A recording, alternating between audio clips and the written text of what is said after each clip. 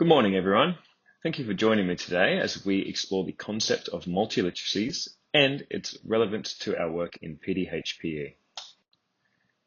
Today, the term literacy extends beyond traditional reading and writing to include interpreting and creating meaning across diverse modes and contexts.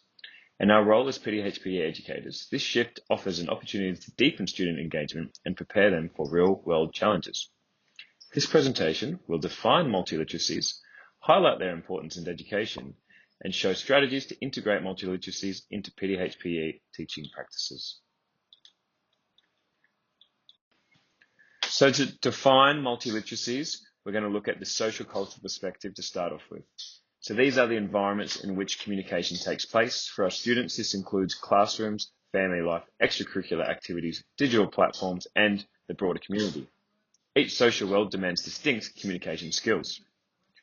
Secondly, we're going to look at multimodality. So this is where communication today is rarely limited to one mode. For example, a fitness app combines text, visuals, audio, and interactive features to engage students and consumers. Multimodality should be considered for classrooms with disabled students with a range of diverse learning needs. For example, subtitles with a video will assist a hearing impaired student, while spoken communication from the same video will support visually impaired students. Combined, when we consider the socio-cultural perspective of communication and multimodality, we are aiming to prepare students to interpret, critique, and create meaning across diverse and often overlapping contexts. So here I've provided an example to show some contrast between traditional literacy and multiliteracy here. I've also called it sort of monoliteracy. So on the left, you can see why, because we're just setting student coursework with a textbook. They're reading through the textbook and answering questions accordingly. We know that style. And then on the multiliteracy point of view, the same version of that would be students going and accessing a website, which contains videos, written sources, and images about the domains of health. So there's multiple options in the way the students can consume the information. So why should we choose multiliteracies in PDHPE? Well, we have real-world relevance. Our subject naturally bridges the gap between theory and practice. Whether analysing sports analytics, evaluating health campaigns, or navigating fitness technology, students engage with multimodal texts in their regular lives. Next, we're going to look at global perspectives. So PDHPE often addresses universal themes like health, wellbeing, and teamwork. Multiliteracies equip students to appreciate and communicate within these diverse cultural contexts. And lastly, the digital integration. So from wearable technology to online fitness platforms to the exponential integration of technology in modern lives.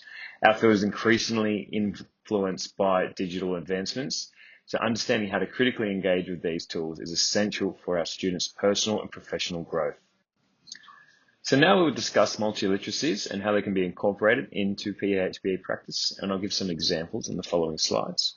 So to analyze real-world text, you can use authentic resources such as health promotion posters, fitness app dashboards, and sports game plans. For instance, students might critique a nutrition apps and interface, assessing its effectiveness in promoting healthy habits. Next, we can use multimodal projects in the creating format. So we're moving up Bloom's taxonomy in the creating and evaluating side of things. So we can encourage students to produce their own multimodal content. We're going to look at some specific examples of this on the next slide. And then we're looking at developing critical thinking skills as well. So teach students to evaluate the reliability and effectiveness of health-related media. We know this ties in well with PDHPE content. For example, they could analyze persuasive techniques used in the social media campaign encouraging healthy eating. So I've pulled out two quick examples here, one from stage 4 and one from stage 5. And one of these examples is on the producing of creating multiliteracies, whilst the second example focuses on using multiliteracies to improve student engagement. So I will leave these here and you can pause the video and take your time to look at these in a bit more depth.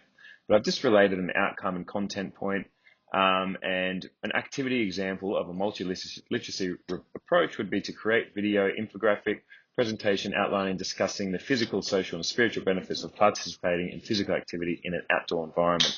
Just note there that I'm giving optionality to the students. They can create a video, an infographic, or presentation there.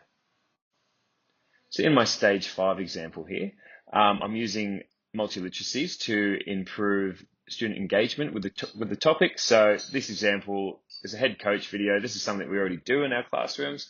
We're just showing that we can use head coach studies which have, visual, audio, and subtitles, and they're helping students engage with those resilience topics. So just to recap on the benefits we've discussed throughout this video, we've talked about enhanced engagement. So students connect classroom learning to their real-world experiences. We're talking about skill development from multiliteracies, where learners gain critical thinking, communication, and digital literacy skills that are vital for their future. And then we're talking about relevance, which we've embedded a lot throughout the presentation, which is by focusing on authentic text and multimodal learning, we ensure our teaching reflects the reality students will face beyond school. Thank you for your time. I will look forward to collaborating on multiliteracy approaches to learning throughout the coming year with you all. I've included some resources if you would like to do some further reading in your own time, so have a look at these. Thank you.